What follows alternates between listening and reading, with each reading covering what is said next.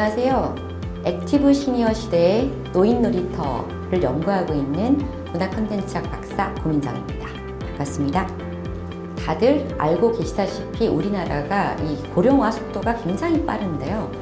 통계청 자료를 한번 살펴보니 2025년에 전체 인구 비율 중 노인 인구 비율이 20%에 도달하는 초고령 사회 진입이 임박하다고 합니다.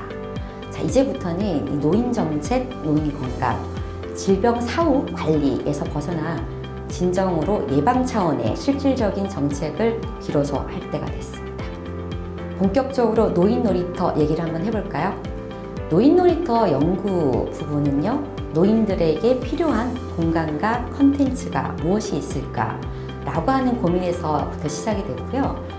우리나라보다 고령 인구가 훨씬 많은 유럽의 사례를 한번 보게 됐습니다. 유럽에 보면 노인들을 위한 운동공원이 상당히 많습니다.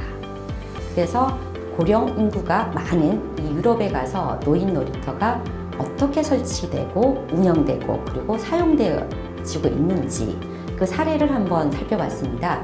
가을에 핀란드, 스페인, 독일, 프랑스 이런 나라들을 가서 노인 놀이터를 운영하는 이 공무원들을 비롯한 많은 사람들을 만났고요. 다수의 노인 놀이터를 방문하고 조사를 하게 됐습니다. 노인 인구가 많은 유럽은 평소부터 노인의 생활체육 이 부분에 관심이 많았는데요. 노인들이 일상적으로 생활체육을 할 수 있게끔 그걸 유도하기 위해서 편하고 재미있게 할 수 있는 이 노인 놀이터를 10년 전부터 적극적으로 도입, 권장, 확산시키고 있다고 합니다. 북유럽 핀란드 얘기를 한번 해볼게요. 북유럽 핀란드에서는 예전에 이 노인 자살률이 한때 굉장히 높았던 적이 있습니다. 이에 정부가 노인 우울증으로 인한 자살률을 낮추기 위한 방법으로 노인 놀이터를 도입했다고 합니다. 그리고 의사들은 이 우울증으로 인한 자살률 방지와 재활 이런 부분에 대해서 노인들에게 처방 전에 일주일에 2회 이상 내지는 2회 3회 이렇게 노인 놀이터에 가서 운동할 것을 권장하는 처방전을 발행한다고 합니다. 핀란드 국립보건복지연구소 발표 자료를 한번 보겠습니다. 1유로의 예방 조치는 10유로의 비용 절감의 효과를 가져온다는 발표를 진작에 한 적이 있습니다. 노인 놀이터 놀이기구는 일반적으로 근력 증진이나 다이어트 이런 부분에 목적이 있는 게 아닙니다. 일상생활을 하는데 필요한 움직임 이런 부분들을 강화시키고 증진시키는 데 목적이 있고요. 놀이기구뿐 아니라 그늘, 벤치, 탁자 등의 휴식 공간들을 제공하여 노인들에게 커뮤니티를 제공하는 이점도 가지고 있습니다. 대부분의 노인들은 헬스클럽 같은 공간에서 운동하기가 쉽지 않습니다.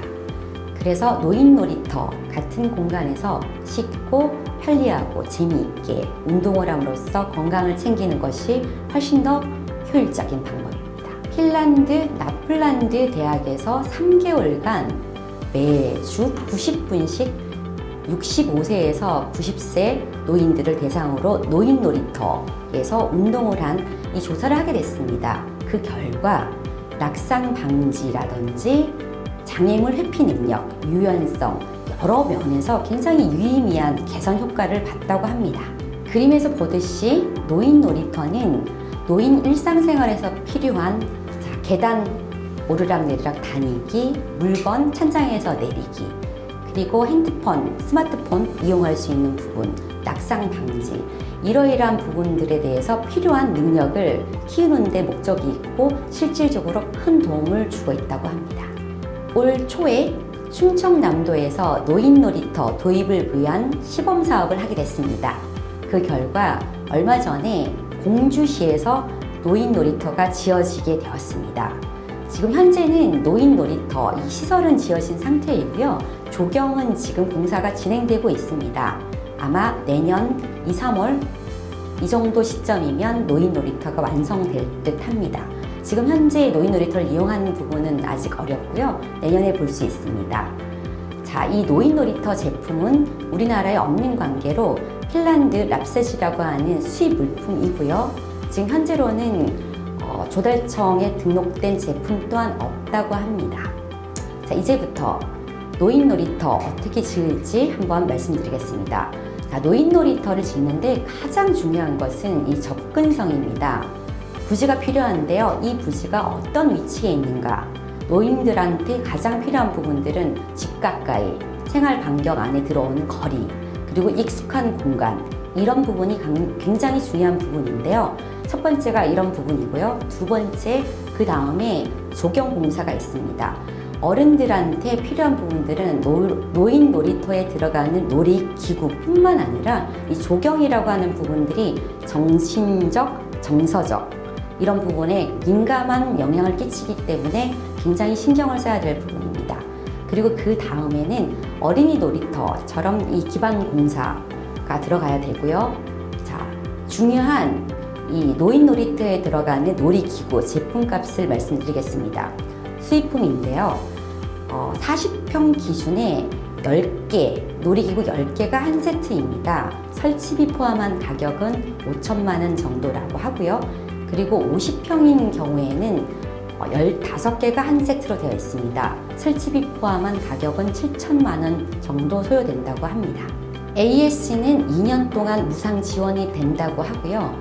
자, 앞으로 우리가 이제 해야 될 일은 국내 노인 놀이터를 만드는 일이 중요한 일이 됐습니다. 한국 노인들의 체형이라든지 습관, 특성들을 고려한 한국형 노인 놀이터 도입도 같이 신경 써야 될 때입니다. 실내형 노인 놀이터에 대한 질문이 많았습니다, 그동안.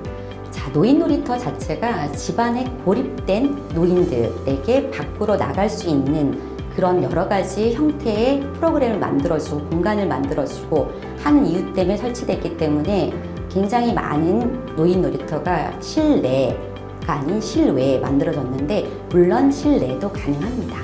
노인 놀이터를 만들고 난 다음 해야 될 중요한 일이 있죠. 만든 것만큼이나 활성화시키는 일이 더 중요하다고 할 수 있습니다. 헬스장에 헬스 트레이너가 있습니다. 노인 놀이터에도 노인 놀이 지도사가 필요합니다. 이들의 역할은 노인들이 노인 놀이터에 가서 놀이기구들을 잘 이용할 수 있도록 도와주는 역할을 당연히 하고요. 그리고 간단한 레크레이션 이런 부분들을 도입해서 더욱더 즐겁고 재미있게 운동을 할 수 있도록 하는 역할을 합니다. 이들은 상주할 수도 있고요. 그리고 정기적인 방문을 할 수도 있습니다.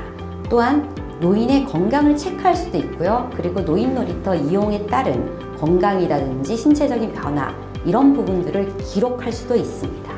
우리나라 노인들 스마트폰 보급률이 굉장히 높다고 합니다. 자료를 보니 70%, 80% 굉장히 높네요. 자, 이런 점을 이용해서 스마트폰을 활용한 노인 놀이터, 운동 방안 이런 부분들도 가능할 것 같습니다. 여기에 운동을 지속적으로 많이 하는 노인들을 위한 보상 프로그램 이런 부분들도 적극적으로 도입해야 될 필요성이 있다고 합니다. 노인 놀이터와 관련된 이러한 노인 놀이 지도사들은 또한 지역의 일자리 창출에 기회 또한 줄 수 있다고 믿습니다. 그동안은 생산력이 떨어지고 다소 노동력이 상실됐다라고 하는 이유만으로 많은 노인들을 경로당에 격리하는 방식 이런 복지 정책이 대부분이었습니다. 요즘 많은 정당과 지자체에서 반려동물에 대한 정책들을 많이 준비한다고 합니다. 내용을 살펴보니 여러분도 아마 아실 텐데요. 반려동물 놀이터를 굉장히 많이 확산시킨다고 합니다. 이런 현실을 보다가 문득 이런 생각이 듭니다. 우리는 우리나라 노인들 반려동물보다 어쩌면 못한 취급을 하는 부분이 아닌가 이런 반성을 하게 되네요. 최소한의 어르신들에게 필요한 예의는 또 갖추고 있는지 이런 반성 또한 하게 됩니다. 이제는 격리형 노인 정책에서 놀이형 노인 정책으로 바꿀 때가 됐습니다. 노인 놀이터에서 많은 노인들이 재미있게 운동하면서 건강해지는 대한민국 사회가 된 날을 기대해 봅니다. 이상으로 고민정입니다. 감사합니다.